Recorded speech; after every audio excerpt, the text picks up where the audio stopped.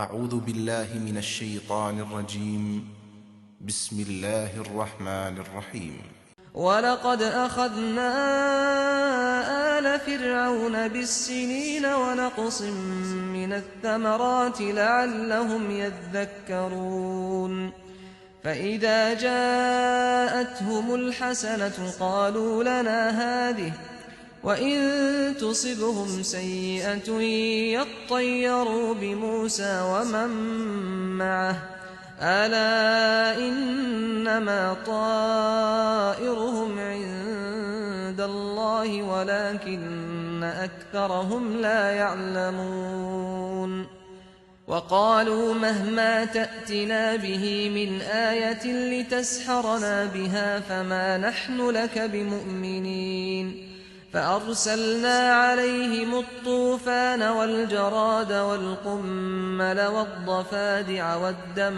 آيات مفصلات فاستكبروا وكانوا قوما مجرمين ولما وقع عليهم الرجز قالوا يا موسى ادع لنا ربك بما عهد عندك لئن كشفت عنا الرجز لنؤمنن لك ولنرسلن معك بني إسرائيل فلما كشفنا عنهم الرجز إلى أجل هم بالغوه إذا هم ينكثون فانتقمنا منهم فأغرقناهم في اليم بأنهم كذبوا بآياتنا وكانوا عنها غافلين وأورثنا القوم الذين كانوا يستضعفون مشارق الأرض ومغاربها التي باركنا فيها وتمت كلمة ربك الحسنى على بني إسرائيل بما صبروا ودمرنا ما كان يصنع فرعون وقومه وما كانوا يعرشون ہم نے فرعون کے لوگوں کو قحط میں اور پیداوار کی کمی کے عذاب میں مبتلا رکھا تاکہ وہ متنبع ہوں، لیکن ہوا یہ کہ جب ان کے اچھے دن آتے تو کہتے یہ ہمارا حق ہے، اور اگر کبھی برے دن آتے تو اس کو موسیٰ اور اس کے ساتھیوں کی نحوست بتاتے تھے۔ سنو، ان لوگوں کی نحوست تو اللہ ہی کے پاس ہے، مگر ان میں سے اکثر نہیں جانتے۔ انہوں نے یہی کہا کہ تم خواہ کوئی نشانی ہمارے پاس لے آؤ کہ اس سے ہمیں مسحور کر دو، ہم تمہاری بات ماننے والے نہیں ہیں۔ سو ہم نے ان پر طوفان بھیجا، ٹڈیاں، جوئیں اور مینڈک چھوڑ دیے اور خون برسایا۔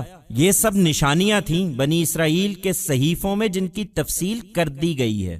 اس پر بھی وہ تکبر ہی کرتے رہے، اور حقیقت یہ ہے کہ وہ مجرم لوگ تھے۔ جب ان پر آفت ٹوٹ پڑتی تو کہتے اے موسیٰ، اپنے پروردگار سے تم اس عہد کی بنا پر جو اس نے تم سے کر رکھا ہے ہمارے لیے دعا کرو، اگر یہ آفت تو نے اس وقت ہم سے ہٹا دی تو ہم تمہاری بات ضرور مان لیں گے اور بنی اسرائیل کو بھی ضرور تمہارے ساتھ جانے دیں گے۔ پھر جب کچھ مدت کے لیے جس تک انہیں بالآخر پہنچنا ہی تھا وہ آفت ہم ان سے ہٹا دیتے تو اسی وقت عہد کو توڑ دیتے تھے۔ سو ہم نے ان سے انتقام لیا اور انہیں سمندر میں غرق کر دیا، اس لیے کہ انہوں نے ہماری نشانیوں کو جھٹلایا اور ان سے بے پرواہ بنے رہے۔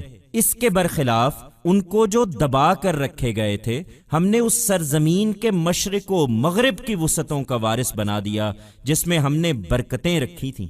بنی اسرائیل پر تیرے پروردگار کا وعدہ خیر اس طرح پورا ہوا کیونکہ وہ ثابت قدم رہے، اور ہم نے فرعون اور اس کی قوم کا سب کچھ برباد کر دیا جو وہ اپنے شہروں میں بناتے اور جو کچھ دیہات کے باغوں اور کھیتوں میں ٹٹیوں پر چڑھاتے تھے۔